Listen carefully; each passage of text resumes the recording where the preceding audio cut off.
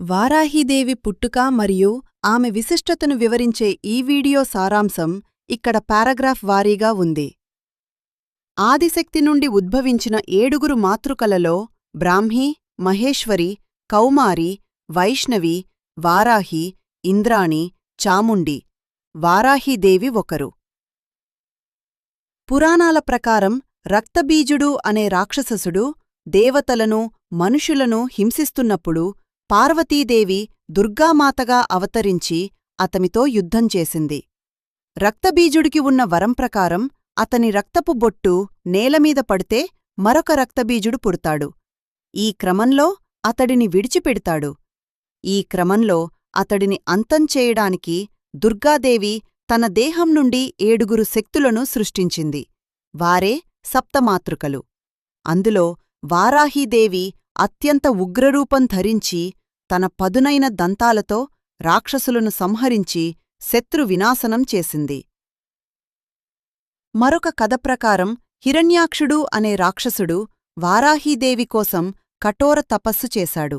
ఆమె ప్రత్యక్షమైనప్పుడు తనకు అమరత్వం కావాలని కోరాడు. కాని అది కుదరదని దేవి చెప్పడంతో తెలివిగా, "నువ్వు తప్ప నన్ను ఎవరూ చంపకూడదు, అలాగే నీ భక్తుణ్ణి కాబట్టూ కూడా నన్ను చంపకూడదు" అని వరం పొందాడు. ఈ వరంతో గర్వించి అతను భూమాతను హింసించడం మొదలుపెట్టాడు. ఆ సమయంలో హిరణ్యాక్షుణ్ణి అంతంచేయడానికి వారాహి అమ్మవారి నుండి విష్ణువు అంశగా వరాహస్వామి ఉద్భవించి ఆ రాక్షసుణ్ణి వధించారు. లలితాపరమేశ్వరి సైన్యానికి వారాహీదేవి సైన్యాధిపతి దండనాథ్. లలితా సహస్రనామాల్లో కూడా ఈమె ప్రస్తావన కనిపిస్తుంది. ఆమె రథ, అశ్వ, గజసైన్యాలకు అధిపతిగా ఉండి భక్తులకు అండగా నిలిచే గొప్ప యోధిరాలు. కాశీక్షేత్రానికి ఈమె క్షేత్రపాలకురాలు. కాశీని రాత్రివేళ దుష్టశక్తుల నుండి కాపాడుతుందని భక్తుల నమ్మకం. అందుకే ఈమె ఆలయాలు పగటిపూట మూసివేసి ఉంటాయి మరియు రాత్రి లేదా తెల్లవారుజామున మాత్రమే కొద్దిసేపు దర్శనం కల్పిస్తారు.